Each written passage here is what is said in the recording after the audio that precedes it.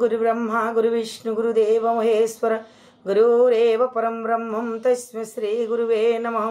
अखण्डमण्डलाकारं व्याप्तयेनं चराचरं तत्पदं दर्शितं येनं तस्मै श्री गुरुवे नमः। तस्मै श्री गुरुवे नमः। तस्मै श्री गुरुवे नमः। ओं नमः भगवते वासुदेवाय नमः। ओं श्री गणेशाय नमः। श्रीमद्भागवत महापुराण दशम अष्टम स्कंद दशम अध्याय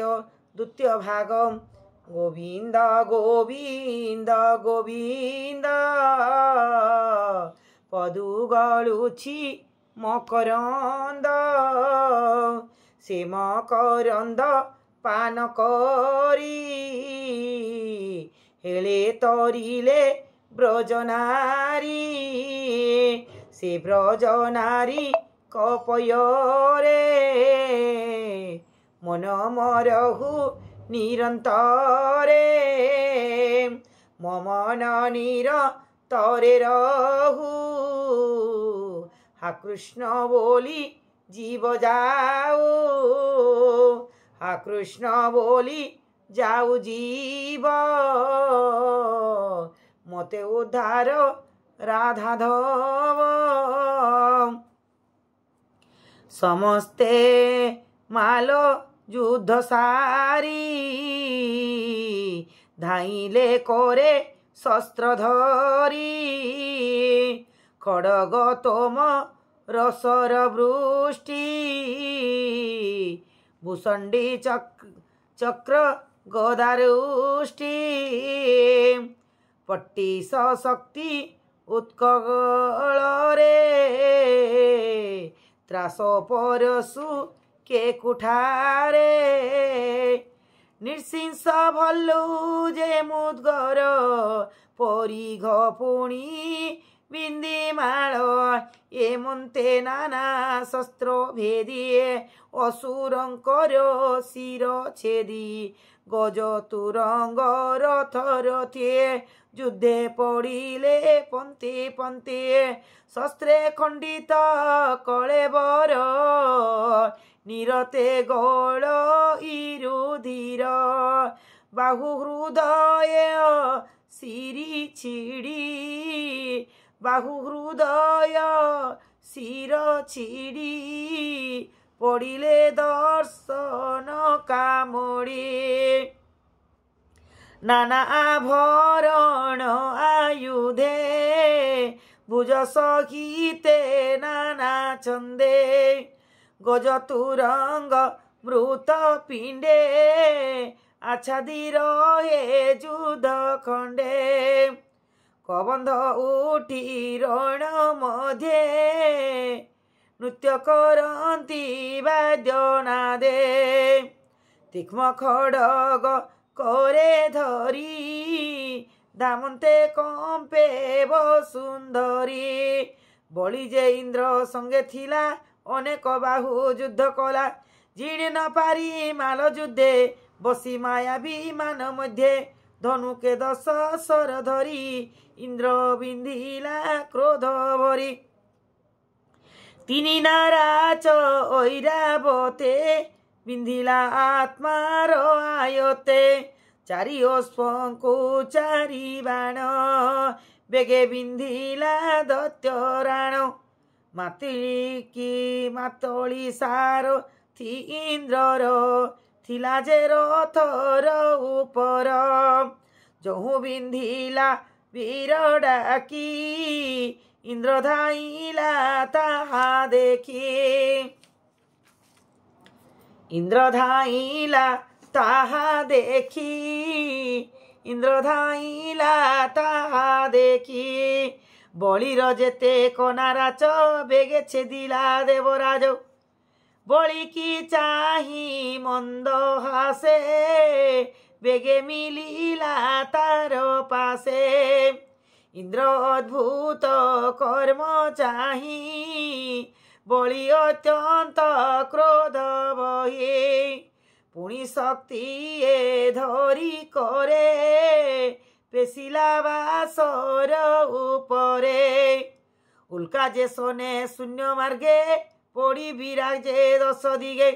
से जे शक्ति बळी पेशिथिला इंद्र ताई सीते छेदिला एमंते शुल्क कुंतरुष्टि बळी हस्तरु बेगे काटी हरसे करे शंखनाद क्षण शस्त्रे बळी स्तबद न पारी माया प्रकाशिला तक्षणे अंतर्ध्यान गला माया रे शिला वृष्टि घने मेघ आच्छादिला गगने देवंक उपरे बरसे बिजुली त्रास दश दिशे पुणी क्षण के बहु वृष्टि शुक्ल इंधन कोटि कोटि दावाग्नि देवंक उपरे पड़ती समीर बेगरे शिला पड़ती तांको सिरे गहले देवंक उपरे पड़ती मोहर गण वृश्चिक आदि बरसण बराह सिंह व्याघ्र हस्ती स्वभावे गर्जन करती शत सहस्र जातु धानी अनेक साकिनी डाकिनी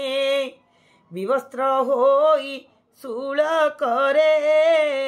पिटंती देवंक उपरे राक्षस छेदी वेदना दे समरे मिलिले आनंदे प्रलयकारी मेघमाले मिलिले गगन मंडले गभीर घोर नाद करी सघने बरसंती बारी पुणी क्षण के अग्निवृष्टि प्रलय समीर प्रकटी प्रलय प्राय अति बेगे अग्निवेढ़िला चारि दिगे समुद्रे कोल्लल लहरी उठिला घोर नाद करे प्रचंड बाते उर्मी गण उठन्ते दिश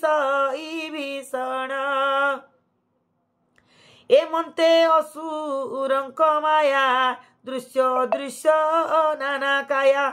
नाना प्रकार माया बोले जुझिले देवंकर तुले असुर माया बल देखी त्रिदशे समर उपेक्षी विकले भ्रमंती गगने असुर माया बले छने रही न पारी स्वर्ग पथे विष्णु को ध्यान कले चित्ते देवंक भय देखी हरि गरुड़ पृष्ठे विजे करी पीतवसन परिधान सुरंग कमल लोचन उदित ऊर्ध्वे अष्टभुजे कन्ये कुंडल रत्न साजे शिवस्य कौस्तुभमणि अमूल्य रहे सुखंजनी एमंत रूपे दैत्यारी देवंक मध्य विजे करी देवंकु माया घोटी थिला विष्णु को देखी नाश गला त्रिदशे देखंती आकाशे तमजे सोने रवि त्रासे जाग्रते स्वप्न जेने मीछ गोविंद अग्र ते प्रतीक्षा असुर माया नाश गला देवंक आनंद बढ़िला हरिस्मरणे बक्ष मोक्ष हरिस्मरणे बंध मोक्ष एभावे बुझिले प्रतीक्षा देवंक मध्य काल नैमी लुचि जे थिला माया घेनी शूल बुलाई अंतरिक्षे मिलिला गोविंद समक्षे पिटन्ते गरुड़ उपरे हरि धइला बाम करे से शूल काल नैमी मुंडे हरि प्रहारिले प्रचंडे बाजा सहिते महासुर तक्षणे घेला सते दूर माळी सुमाळी बेनी बीरे देखि मिलिले अति खरे त्रिशूल गोविंद उपरे सुप्रहार कले महाघोरे ताहांक तेज देखि हरि सुदर्शन करे धरी सेवेनी वीर मुंड हाणी शंख शबदे चक्र पाणी मिलिले देवा सुर मध्ये त्रिदशे देखंती आनंदे से हरि चरण कमले सुजन चिंत ध्यान बले से हरि चरण कमले सुजने चिंत ध्यान बले अष्टम स्कंदे भागवत अद्भुत गोविंद चरित भाषा प्रबंधे हरि गीत कहिला विप्र जगन्नाथ इति श्रीमद्भागवते महापुराणे पारमहंस्या संहितायाम् अष्टम स्कंदे देवासुर संग्रामे 10th अध्याय समाप्त।